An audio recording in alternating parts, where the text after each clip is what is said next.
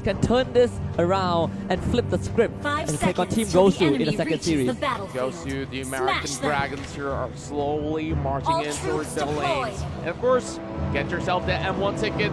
There's a little bit of that promo code that you can copy down if you have not make your purchase. And now we're looking at Ken right here, already tossing out the wheel, and Breezy, oh my goodness, already dropping down to 50%. So a rough start for the side of Gosu right here, but shouldn't be too much of a hassle for Team Gosu to come back into play. So basically supported by the Kaya, and they're looking to make sure that Breezy gets that level 4 in hand so that they can go in for that flicker and Divine Judgment.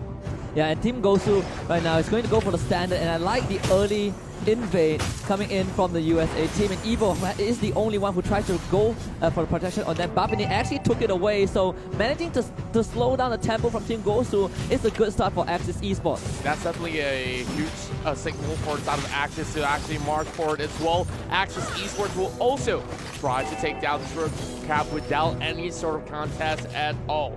So we're looking at all these other members on over the top side here, crushing on the side of Lasset as well. So Lasset here will just have to hold on for dear life for the time being. But Kenry shouldn't be too much of that sort of problem for him to actually hug by the corners of the tower of the bot lane.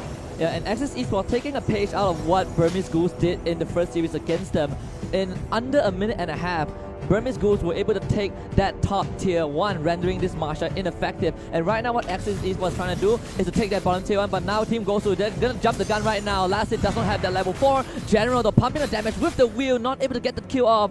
Meanwhile, Team Gosu takes that tier 1 bot, and this is what Axis Esports takes that tier 1 bot, and this is what they want. Now you free up the map for Lasset to be a bit more effective. Wow, flicker coming out from the side of Breezy as well, and this is going to be that turtle going on slight reset as we are looking at a full flicker team from the side of Axis. Well, we're way too quick for me to see what's on the line for the side of Gosu, but for Gosu, they're just making sure that they stay safe for the time being. And now Axis Esports already attempting the very first turtle of the game.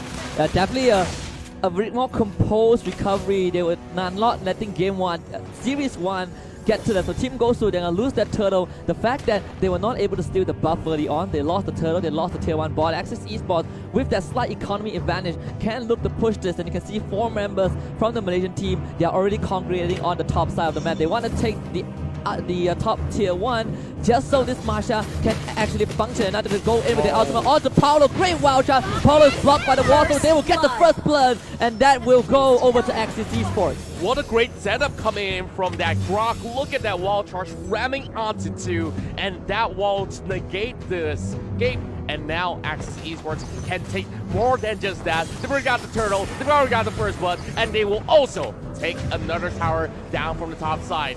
Now, look at the gold graph here. They're already 2,000 in favor, and Axis Esports are looking to dominate. Yeah, and Lax is looking pretty fine right here because those two side lane tier 1s are taken down. Now this Marsha can go anywhere she wants. Like you mentioned, the gold grab in favor of Axis Esports completely. Team Gosu seems like the only aggression that they made was onto Lasset twice.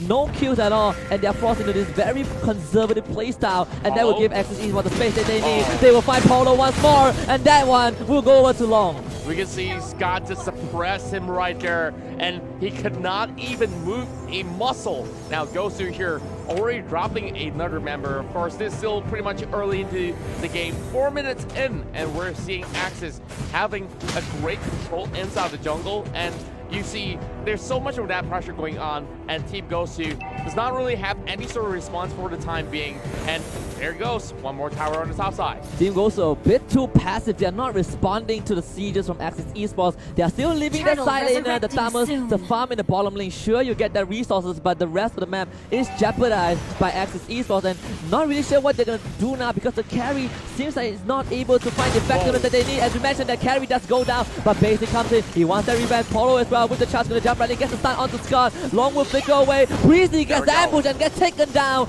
by Vin, and this is what you want to see. see from Axis Esports the recovery. that. Paulo with a limited blast, but cancels by Scott. He hooks him away, and then will give Ranger the killing spree. Basic now will try to salvage everything to dump him with the Stardust 4, and we'll find that the shutdown onto the Ranger, but Basic has to get away, and Axis Esports will not let that happen. The killing spree going over to Rin. Whoa, such a beautiful fight coming from Axis Esports. And look at Scott though. That beautiful hook cancel out the Numenon Blast. And Axis here looking for another turtle, but let's have a look at the replay brought to you by Mew Mobile. Look at Basic. He went in for a chase, and of course Lung was forced to flicker away. And this is where things get even more interesting. They know that Paulo is channeling ult, and Scott, in that sort of a moment, clutches it off and cancel it in time to save members of Axis Esports. And it was only down to Basic, but Rin still made sure that he gets a kill with that flicker coming out.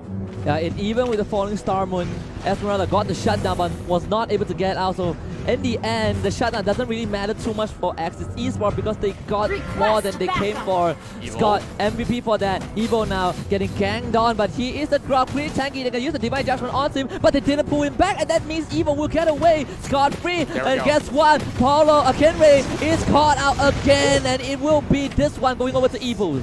Well, Evil X, of course, already took a lot of that damage, but it was Kenray who fall in that sort of a slight skirmish. But looking at Gosu members, they're slowly getting themselves back on track. Though a little bit late though, 6,000 gold is still in favor of Axis, and that's going to be the buff being pulled over. And Paulo right now is getting that all channel performance out of Scott, but no follow-up whatsoever from Axis. And Rin is coming online on his signature Lunox 3-0 and 2 long as well. 3-1 and 2, the two calls from Axis Esports are on a roll, and Team Gosu feels like they are really desperately trying to make something happen. The only kill that they got was Basic onto that shutdown on the Granger, but now another fight. Paulo immediately caught out. Not even have a chance to use that Numenon Blast, and Team Gosu won't have a chance to defend this tower at all. I feel like Paulo has been caught out a little bit way too much in this sort of early game fights, and now we're already in 7 minutes of the game, and that's possibly shouldn't be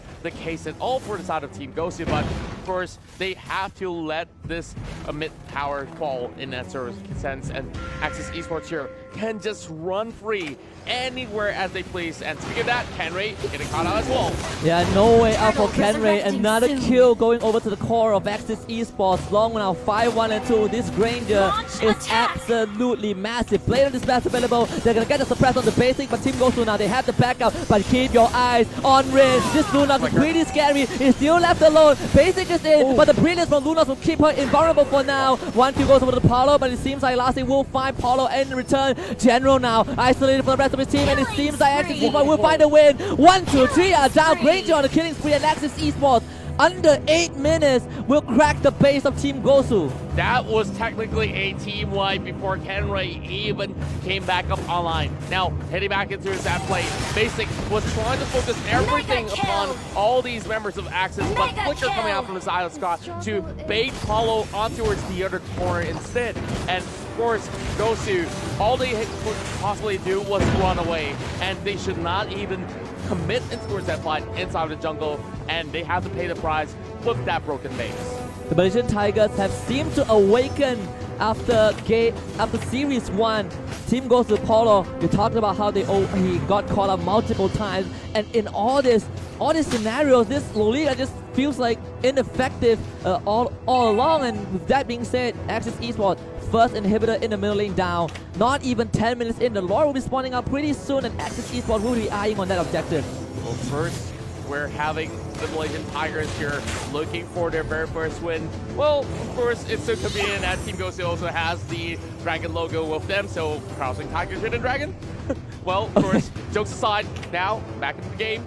With Gosu here with need to stall for a great run, and General here not really having the best of weaponry to actually hit in towards the next battle, because the tanks from the side of Axis Esports has already emerged with so many of that sort of assists as well as goal, and they've already got all that they need to actually soak all those damage. But Scott here just waiting for any passersby, and perhaps one good hook will initiate the fight, and instead he hooks a minion. Almost found, and that will allow Lassie to have free reign of this Lord Marsha. one of those heroes that we know can solo this objective. Look at it go, the Lord does not stand a chance, and lastly will be the new Lord, at least for now. Team Gosu, they have to deal with this onslaught of Axis Esports. The threat of Scott is always there, and it seems like Polo will be the victim for the 6th time in a row. Wow, 6 and no assist at all for the side of Paulo. He did get a kill somewhere in between the game, of course, but Team Gosu here, they seem to be having a little bit of that early jitters. Of course, this is, after all, the very first game in the entirety of the tournament, but hoping that Gosu here could make a little bit of that comeback here, as we see Rin here has not even dropped a single time. Same goes to Lasset as well as Evil X and Lung on that Granger pick. He has already played a lot of that Granger back in MPL MYSG, and he's known as one of the best out there for the entirety of the season.